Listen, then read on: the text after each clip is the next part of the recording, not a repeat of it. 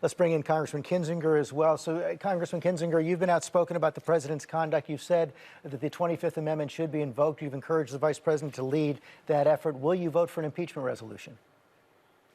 Look, I'll vote the right way when whatever's put in front of me. There's a lot of still negotiation going on. I honestly don't think impeachment's the smart move, because I think it victimizes Donald Trump again. And I think there's a moment that we're in right now where Donald Trump, he's looking really, bad. You just can't even put that into words, right? He stirred up a crowd. It was an executive branch attack on the legislative branch, one of the worst days in American history. So I'll vote the right way, if I'm presented with that. I just think it's probably not the smartest move right now, but I think that's going to be out of my hands. So, but what about the argument that the Congressman was making? I assume that when you say you'd vote the right way, is if you're presented with it, you do consider this an impeachable offense, you would vote for it, but it's not the preferred course. What are the alternatives when you're facing conduct like this by a president of the United States? Well, I think it would be the right move if we had more than basically 10 days left of the administration, right? The fact that you had mentioned we're not going to be able to even get through a trial. So, yeah, he'll be impeached a second time, but also exonerated in theory a second time. Depends on how that trial goes. If they can do it when he's out of office, all that. I think there's a lot of ideas with censure, with preventing him from being able to run again. The reality is we just don't have a lot of time in this administration left, which right now is a good thing. I think what bothers me probably more than anything is I think as the dust settles, maybe it's settling in, I don't know. But what happened was unprecedented on January 6th, and hopefully nothing like that will ever happen again.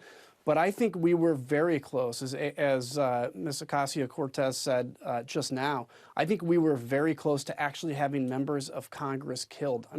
If you see the videos and you see, basically that last line of defense between the floor of the House of Representatives where members were hunkered down and the young lady that came through the window, had that whole thing been breached, there would have been people in a really bad shape. So this is, we were blessed on the one hand to not lose any members of Congress, but we lost 5 people, and it's disgusting. Boy, Congressman, no question about that. And the more we learn, the more horrifying it seems to have been inside the Capitol and the entire Capitol complex. So then how do you explain why more of your fellow Republican members of Congress, more of your fellow Republican senators have not come forward and said simply, President Trump must go, President Trump must resign? Everybody's got their own decisions. I think a lot of it is fear. There is fear that infects so many sides of the debate right now, right? The people that have been radicalized are fearful of, a Satanist underground government, which QAnon preaches. Some on the left are fearful, probably very rightfully so, of some of those on the right. And then when it comes to members of Congress, they're fearful of their reelection. They're fearful for their safety.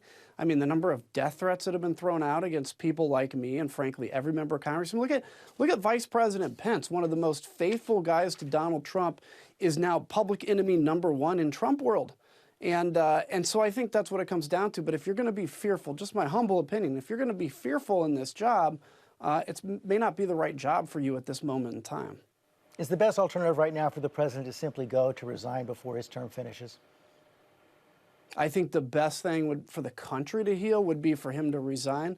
The next best thing is the 25th Amendment, and that's why I call on Vice President Pence to do it. This is the thing that just gets this out of the debate in Congress. It doesn't victimize Donald Trump. It makes him look as bad as he has been here, and it's leadership. Look, we ask young men and young women to give their lives for this country every day, and we give emotional speeches about it, as we rightfully should. We have to be willing to give our careers to do the right thing when it's something so egregious as we're facing, like we have been in this last week.